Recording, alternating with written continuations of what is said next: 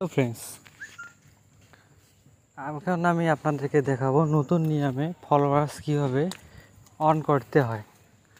প্রথমে আমাদেরকে ফেসবুকে যেতে হবে। যাওয়ার পর আমরা উপরে একটি আইকন দেখতে পাচ্ছি, এখানে ক্লিক করতে হবে। ক্লিক করার পর আমরা একটু নিচের দিকে যাওয়ার পর আমার নিচের দিকে দেখতে পাচ্ছি সেটিং অ্যান্ড প্রাইভেসি, এখানে ক্লিক করতে হবে। ক্লিক করার পর আমরা উপরের দিকে দেখতে পাচ্ছি সেটিংয়ে ক্লিক করব। ক্লিক করার পর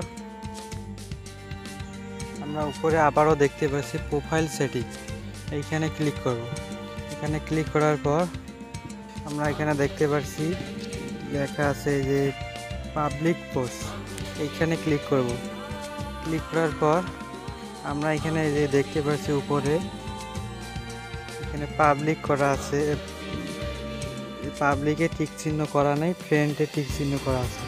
আমরা এটা পাবলিকে টিক চিহ্ন করে দিলে আমরা নিচের দিকে দেখতে পাচ্ছি way you see your followers on your timeline. এখন আমার ফলোয়ার্সটি অন হয়ে গেছে।